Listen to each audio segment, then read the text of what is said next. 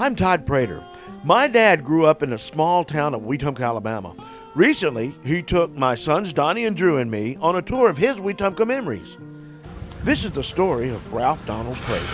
That thing had an arched thing on it. I think Daddy tore it down. They did that when I was alive, because I remember when it was about half that long, and it was further back. And then I remember coming down here. Place because the purpose was to walk out the front door and down those steps into the car without getting in. Yeah, because there's steps on that side over there. Yeah. When did y'all move into this house?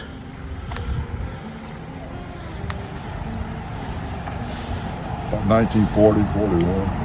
And y'all came. We were the first owner. Oh, you were? They'd been standing a few months, But y'all came to Wetumpka from Montgomery. Yeah. Dad was with, I forget what he was doing in Calhoun. I think he was with the gas company in Calhoun, Georgia. Yeah, where you were born. Where I was born. And then he got transferred and got a job working regular line work with gas company, natural gas in Montgomery. And then they transferred him up here as the manager of the little gas company here in Wetumpka. That was around 43 or 4, right in the middle of the war. Oh, so y'all moved here before he actually got transferred to here, though? No. Yeah, that's right. That would have been, that's right. No. We were transferred about the same time. Oh, okay. Down there, because I was born in 38, and I was 2 years old when we moved here. So we must have come here. Yeah, we came here then. And of course, that was my room right there where the lights are. Yeah, on the front. I remember this was a sidewalk that came out to right there and had a step. Oh, right down through here? I got a picture, and in that shed over there is where I built my Model A Ford engine. But it didn't have that shed there then. It was it had a ledge. Yeah. But I got out here one day, that sidewalk had gotten in such rough shape from its tree roots and stuff. I got out here one day with my sledgehammer and got rid of it. That's why it's gone now. Yeah. Isn't that funny? Because I remember Mama giving us bags of pecans from these trees. I remember John Sewell, you see the roof, lived right there, Doc Sewell's son, had a horse he brought in off his farm from out in Elmore. And it was a tame horse. Yeah. I'd had him tied to this tree, and some guy was walking by looking at him. He was kind of frisky. So I said, he's okay, man. Don't be scared of him. He's all right. And I hopped up on him, sat there about 2 minutes, and he started going crazy. Oh, no. Threw my butt off from there, and I landed on my butt right here, just about that far from my spine. The one time he does something. Is that the same horse that would wake you up, stick his nose in the... Yeah. He would pasture him right there in that block. And of course, your other window of your room was right around that was in Mom and Daddy's room. Oh, on the back, yeah. I wish we'd go back there. I may have to do that another time, though. I'd love to go in there. Yeah, I know. I ain't gonna do that. I used to crawl up in the attic. And crawl up in this spot here and look out there. That was my observation post. That was a cozy thing. I bet it was. But anyhow. Well, I can remember. And now, when y'all first moved there, because I remember when we were coming down here, the den, and it had the little half wall between the den and the kitchen. Didn't you tell me at one time that was actually a bedroom? Yeah. And that was a solid wall between the bedroom and the kitchen. And my dad tore that out and fixed it like that, because we only needed 2 bedrooms, one for them in the back and me right here. So we got rid of that. And that was my bedroom until he did that. Oh, and this was the guest room. I see. And then he moved me in here and built that half wall, so we had a kitchen dinette kind of TV room. Right. Well, because originally this house, I guess it was built like tradition, where it was like a formal sitting room when you first walk in the door, and then a dining room, and then the kitchen, and that was bedroom. So what you made was basically a den. Yeah, he did. He made a den. Gotcha. Cool. They had some big old, some kind of bushes. I don't know what they were. They were planted all along here, so it was just about hidden when I got up in there. So I'd come up in that driveway, turn and park right here. No fence there. They didn't bother. It was their property, but nobody ever bothered us. That's the strip down my lane. Yeah. Well, Right. I parked my 29 there too for a while. Oh, you did? Ooh, That was my parking place. that was your spot.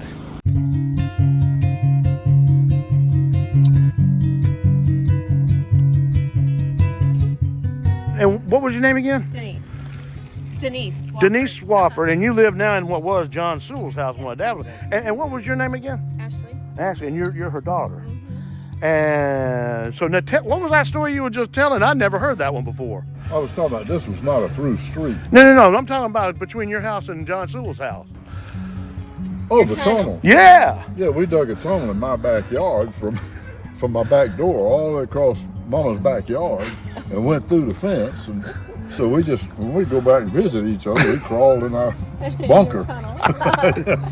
That's And we came out of the wall over there then. I don't know if it's still there or not, but we busted through. And but what I was telling them is this was not a through street.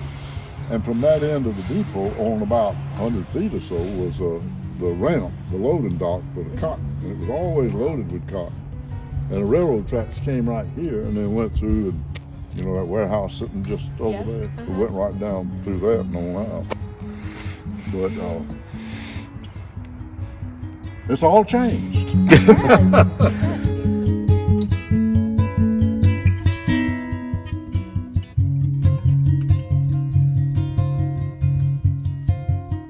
This wing was the junior high, and that wing that goes down that way was the senior high. so it goes goes behind what we're seeing the facade here. Just if you see it, brother. And right over there is where we all parked our motor scooters and motorbikes and bicycles and so forth. Of course, they had parking places here for automobiles and stuff. Where'd you park your A? You said you parked your A over I here? parked it over there some too, all right here. Over there. And that over there is the auditorium. It's always been there like that. And That's the auditorium, was always a part of it, and that's where graduation ceremony was held. but My yeah, graduation picture was taken right in front of these doors. where is that picture? I don't know. I have to find it. I've got it somewhere. You know what? I think we graduated about 80 and 56, and about 20 of us left now. Wow. That's scary. We need to find them.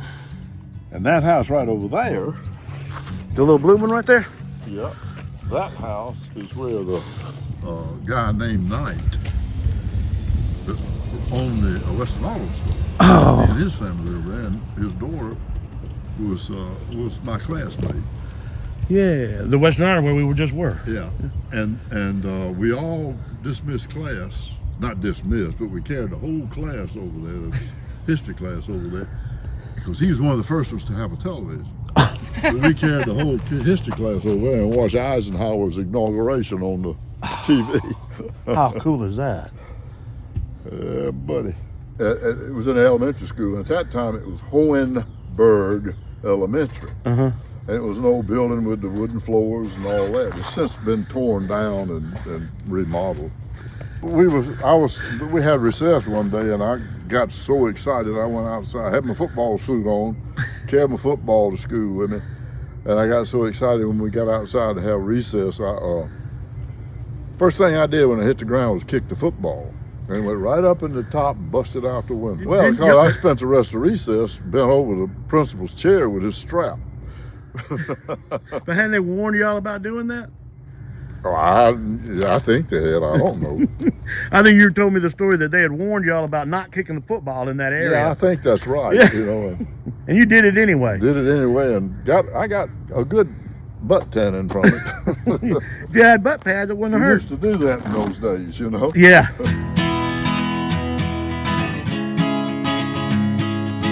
And this is my dad's story. Many a time I've stood here with the brush and water and the squeegee and wash these windows for him. And it was Prater Appliance Company. Prater Appliance. What all did you do for him? About basically that was it. I just washed the windows, help him make deliveries, stuff like that. And what all did he sell in there? Oh, well, he was so fine. Then for a while he got into Firestone accessories. And that's back in the day when they had those big old eagle hood ornaments and stuff like that. And man, I had a ball. Oh, I bet. Put that stuff out. But the shoplifting was so bad he gave it up. Even back then, what years was that? 52, 3, 4, Wow. something like that. Wow, we had two big counters, and that's where all that accessory stuff was. Oh. Cool. Hey, we're reminiscing. This used to be my dad's appliance store back in the 50s. Cool. Yeah. Wow. Huh? The floors are really well. Yeah, original. I believe so. Just Y'all think, looking pretty. that means you walked on these floors back in the 50s. That's pretty cool to think about. Yeah, it really is. Yeah, the mother's office is still there. They had counters sitting like that where that chair is. That was the cash register. I was in the appliance store. So that little room back there was Mama's office?